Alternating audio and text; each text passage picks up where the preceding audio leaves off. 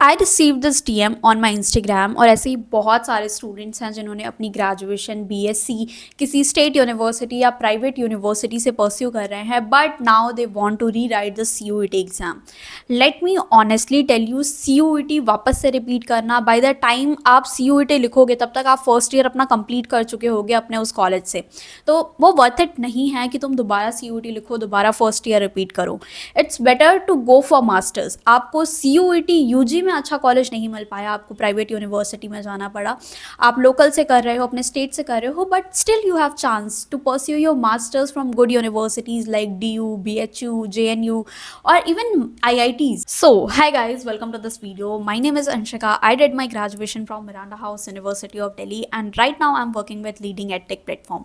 और आज की जो वीडियो है वो है CUET PG एग्जाम के बारे में। CUET PG एग्जाम्स मेरे सारे बैचमेट्स ने लिखा था एंड मैंने भी ये एग्जाम दिया था BSc के फाइनल ईयर में and I cleared this exam also, but this is something जिसमें मुझे आगे इंटरेस्ट नहीं था, तो जस्ट फॉर द डिग्री मैंने इसे परस्यू नहीं किया। मैंने तो नहीं किया, but if you are interested in research और teaching then CUET PG exam is for you.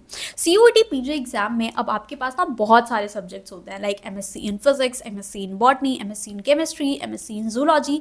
So you have to decide कि आपको अपनी फर्दर MSc किस में करनी है। आप एक से ज़्यादा एग्जाम्स भी दे सकते हैं। MSc प्रोग्राम का अपना अलग एलिजिबिलिटी क्राइटेरिया होता है। For example, if you want to pursue MSc in chemistry then you must studied chemistry in all the 3 years of your graduation. तो जो सब्जेक्ट आपके पास UG में पढ़े हुए हैं उसमें ही आप अपनी मास्टर्स फर्दर कंटिन्यू कर सकते हो। दूसरा, एलिजिबिलिटी आपका 50% मार्क्स होना चाहिए ग्रेजुएशन में, then only you are eligible for the CUET PG exams.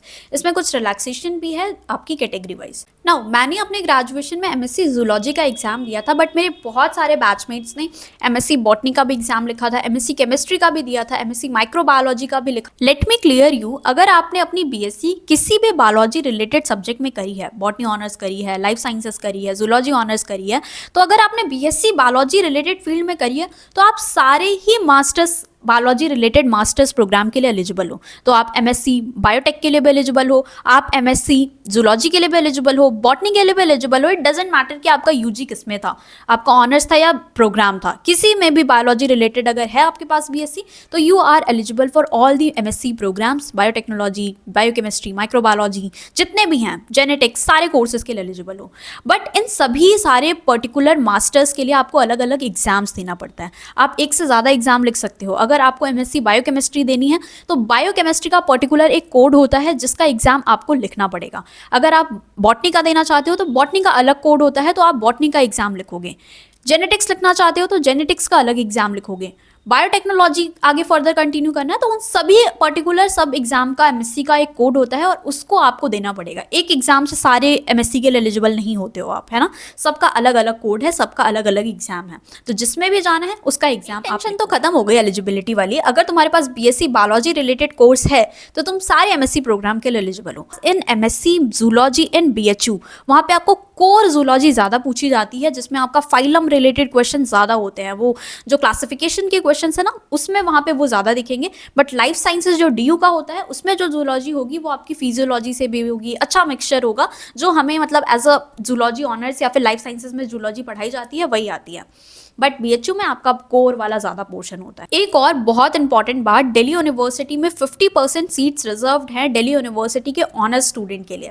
For example, अगर MSc जूलॉजी में मैं बात करूँ DU में, तो वहाँ पे जो 50 सीट्स हैं, 50% सीट्स हैं, वो रिजर्व्ड हैं BSc जूलॉजी ऑनर्स स्टूडेंट के लिए ही, जिन्होंने दिल्ली यूनिवर्सिटी से अपनी ग्रेजुएशन कंप्लीट किया।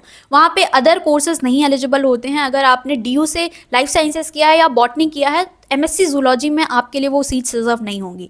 रेस्ट जो 50% सीट्स हैं उनमें आप एलिजिबल होते हो, अदर कोर्स वाले स्टूडेंट या अदर यूनिवर्सिटी वाले स्टूडेंट।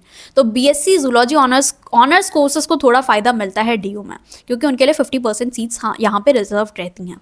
बाकी आप रेस्ट 50% पे फाइट कर सकते हो, यहाँ पे भी आपके चांसेस बनते हैं। कट ऑफ की बात कर लेते हैं। जो कट ऑफ होती है, आपका जो पेपर होता है वो 90 मिनट्स का होता है, 75 क्वेश्चंस होते हैं इसमें, +4 आपको मिलेगा करेक्ट आंसर पे, -1 की नेगेटिव मार्किंग होती है, तो टोटल 300 मार्क्स हो गए। अब 300 मार्क्स में अगर आप जनरल कैटेगरी के हो और आप DU के स्टूडेंट नहीं हो, BSc ऑनर्स स्टूडेंट नहीं हो DU में, अदर जो 50% जो रिजर्व नहीं है उसमें आपको 300 में से 200 प्लस मार्क्स लाने पड़ेंगे जनरल कैटेगरी स्टूडेंट्स को के लिए। OBC हो तो 180 ले लो, अगर SC ST है तो फिर आपके और कम हो जाता है। अगर आप DU से ही BSc जोलॉजी ऑनर्स कर रहे हो तो उनकी जो कट ऑफ जाती है वो 180 प्लस जाती है आउट ऑफ 300, तो थोड़ा सा कंपैरेटिवली कम है cut off for honours students. Other than जो बाहर से आ रहे हो, जो स्टूडेंट ऑनर्स के नहीं हैं और DU से नहीं है, उनके लिए जो कट ऑफ है वो 200 प्लस है, ठीक है। और OBC कैटेगरी के लिए 180, उसमें से ही 20 मार्क्स माइनस कर दो, हो गया आपका exam pattern and cut off. अब बात करते हैं स्ट्रैटेजी क्या होनी चाहिए आपकी एग्जाम को क्लियर करने के लिए। अगर कोई स्टूडेंट रेगुलर कॉलेज से, फॉर एग्जाम्पल मेरा रेगुलर था, मैंने 3 साल BSc में वही सब कुछ पढ़ा है जो CUET PG एग्जाम में आएगा, तो उन स्टूडेंट को ज़्यादा एफर्ट डालने की जरूरत नहीं है। अगर 1-2 महीने लास्ट में बचे हैं, जस्ट रिवाइज कर लो BSc में जो भी पढ़ा है।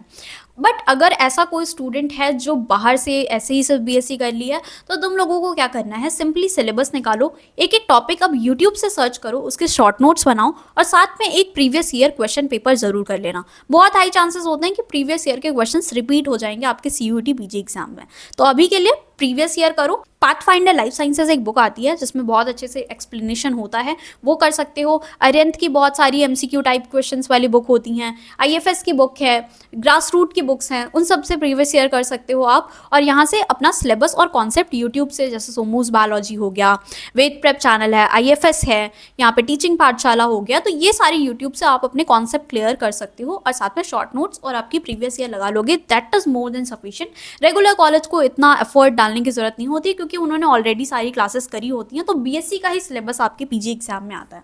सो या दैट्स इट, इतना कर लोगे तो बहुत अच्छे से एग्जाम आप क्लियर कर सकते हो। स्टिल अगर आपको लगता है कोई डाउट है तो do let me know in the comments, और आप क्या कोर्स टारगेट कर रहे हो ये भी जरूर लिखना।